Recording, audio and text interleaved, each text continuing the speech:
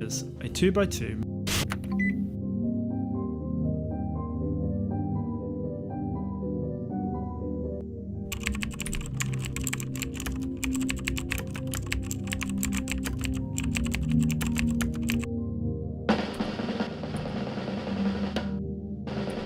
and welcome to Silo. is a 2x2 max pooling. We're going to be looking at the UNet model architecture. So this 20 cutting edge problems. Smart. Yet so many.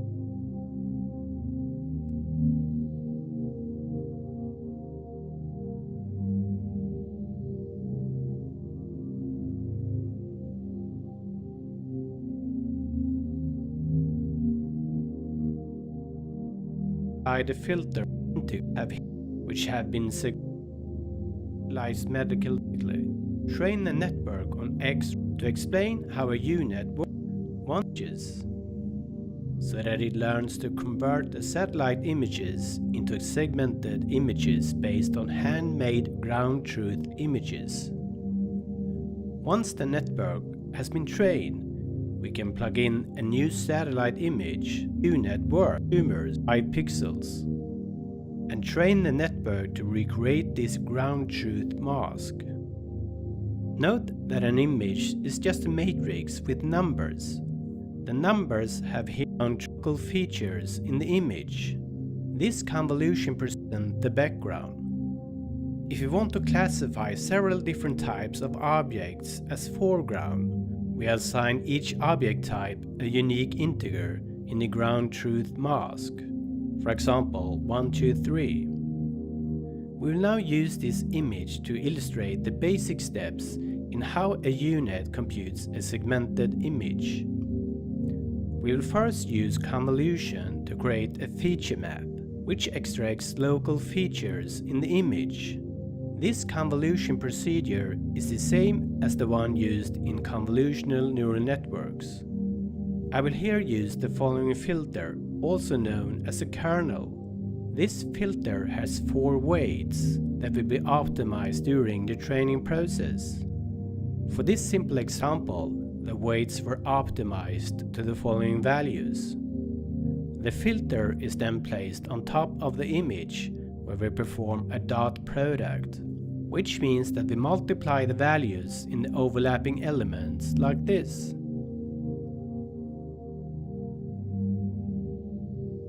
This is a so-called bias weight that is a filter. We will first use convolution to create a feature map, which extracts local features in the image training process. A dot.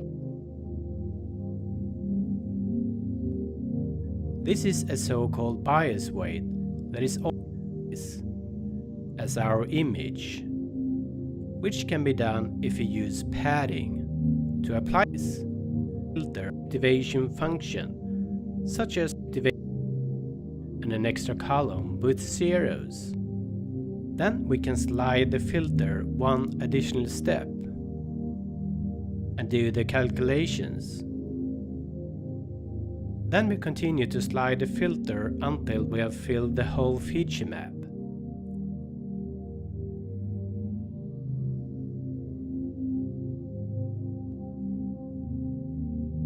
Once we have filled the feature map, we should apply some activation function, such as the ReLU function.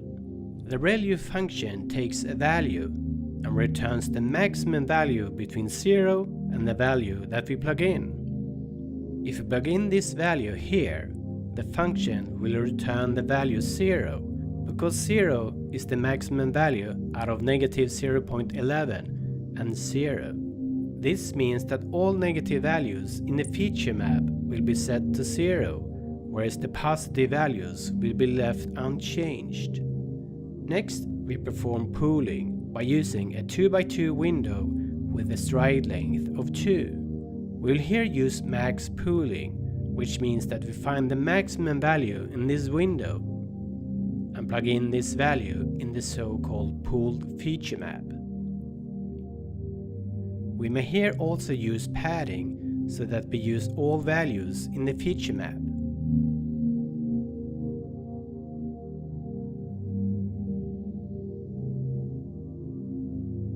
So this is our pooled feature map. We will now perform upsampling by using the method of nearest neighbor, which means that we plug in the first value from the pooled feature map here, and then copy this value to its nearest neighbors. Then we plug in the next value and copy its values. Once we are done, we should have the following matrix. So, we started with this image, created this feature map after applying the ReLU activation function. Then we performed downsampling with max pooling, which reduced the size. And then we performed upsampling, which increased the size of the matrix. This looks like a U, which explains the name unit.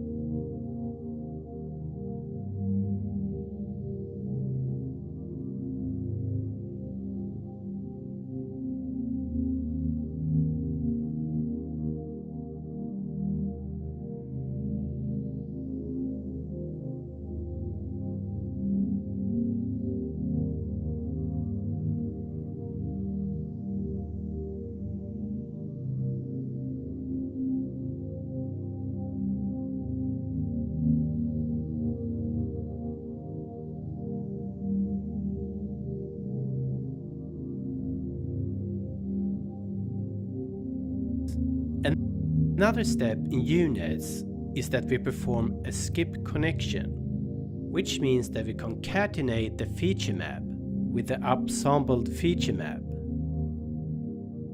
like this. We then need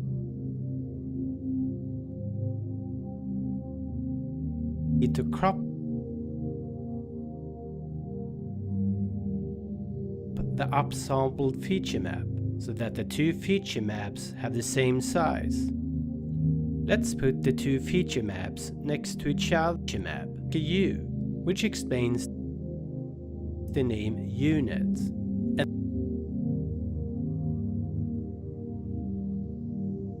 Another step in units is that we perform a skip connection, which means that we concatenate the feature map with the upsampled feature map, like this. We then need to crop the upsampled feature map so that the two feature maps have the same size. Let's put the two feature maps next to each other. We'll now compute a final convolution by using a filter with a height and width of 1 but each map, like this. We then need to crop the upsampled feature map so that the two feature maps have the same size.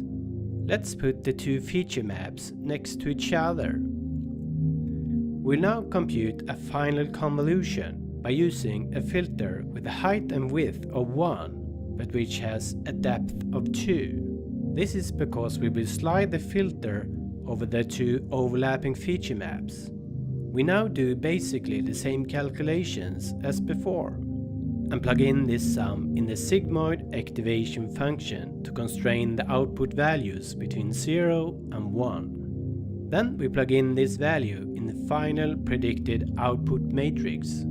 This is called a probability map. Then we slide the filter one step to the right and fill in the computed value. These values can be seen as the probability that the corresponding pixel in the input image belongs to the foreground. For example, the probability that this pixel belongs to the foreground is 40%. If a given probability is larger than 0.5, these segmentation and is large to the foreground is 40%. If a given pixel in the instance here will end from this image to this image. During the training of the unit, the 8 weights segmentation will end up If a given probability is larger than 0.5, we usually classify the pixel as belonging to the foreground in the image. And if it is less than 0.5, we classify weights that are associated. This means that we have gone from this image to this image. During the training of the unit, the 8 weights that are associated with the filters are optimized so that the predicted segmentation map recreates the ground truth image as good as possible. This means that the network tries to reduce these probability values down to 0.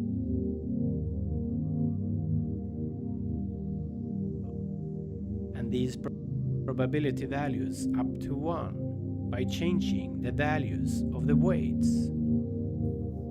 Remember, this means that the network tries to reduce these probability so that the predicted segmentation map recreates the ground truth image as good as possible. This means that the network tries to reduce these probability values down to 0 and these probability values up to 1 by changing the values of the weights. Remember that we previously upsampled the image by copying a value from the pooled feature map and placed these values in the nearest neighboring elements. One drawback of this method is that it does not involve any trainable weights. I will here show another method for upsampling that is called transposed convolution.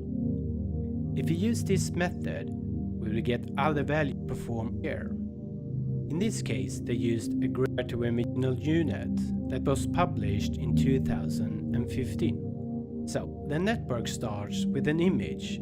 In this case, they used a grayscale image, which explains why the network only starts with one channel, which is basically a two-dimensional matrix.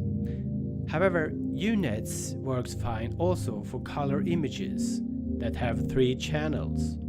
The image is rescaled to a two-dimensional matrix with 572 rows and 572 columns. They used 64 different filters with a size of 3 by 3 in the first convolution.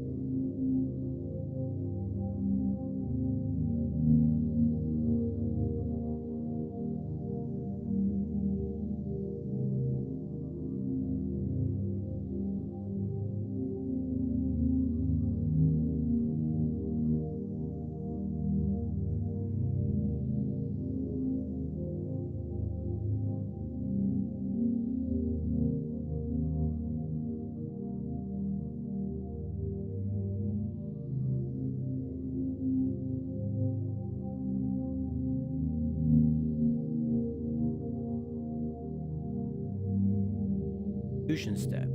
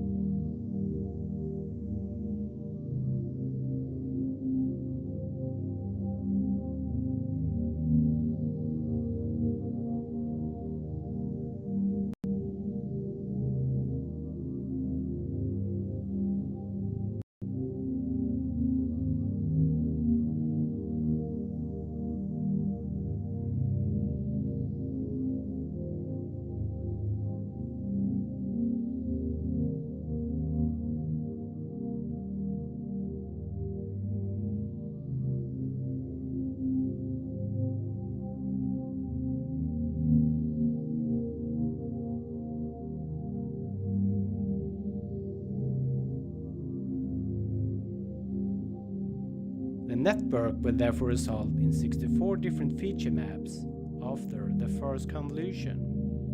Since each filter has 9 weights plus a bias weight, and that we have 64 such filters, it's being sure it works fine also for color images that have 3 channels. The image is rescaled to a 2-dimensional matrix with 572 rows and 572 columns. They used 64 different filters with a size of 3 by 3 in the first convolution step. The network will therefore result in 64 different feature maps after the first convolution. Since each filter has 9 weights plus a bias weight, and that we have 64 such filters, there will be 640 weights to tune in the first convolution during the training process. Every convolution is followed by applying the ReLU activation function. Since they did not use any padding, the resulting feature maps will have 2 rows and 2 columns, less than the input matrix. Then they performed a second convolution of the 64 feature maps with a 3-dimensional 3 by 3 filter that has a depth of 64 because it will be applied on the 64 feature maps. They use 64 such deep filters. It works fine also for color images that have 3 channels. The image is rescaled to a 2-dimensional matrix with 572 rows and 572 columns. Input and nice pools 20 functions will in this case include probability value in the image that refer to as the D channel, which pixel belongs to the background.